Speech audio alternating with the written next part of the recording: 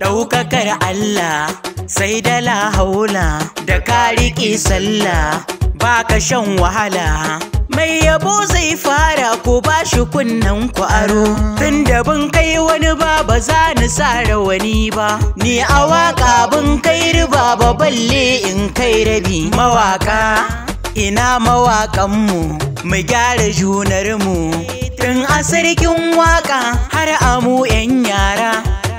Bin kai wani ba a waƙar bu mu kai ba. La to ashe mu dai bun mu zo da girman kai ba.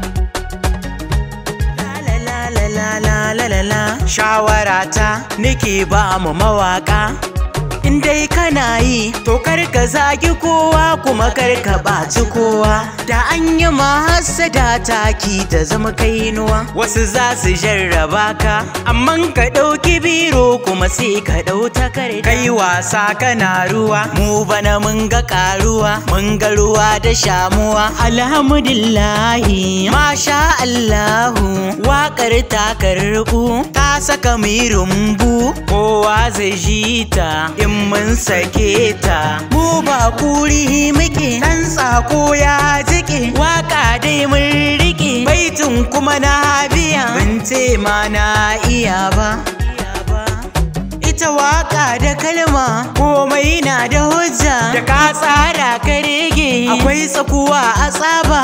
Wakar dai Hausa muke yi, muna Hausa ta yayi, to za ka ji zance Sabi'u ba shato ba, shi harshe na masarrafin magana ta. Da kaji ana ramatu akwai maganar rami, wanda ya shuka karma makar ku yi tambaya. Na shiga bin ɗauka ba ta fitar da ni, ba a bari na a baya tun da ina gani.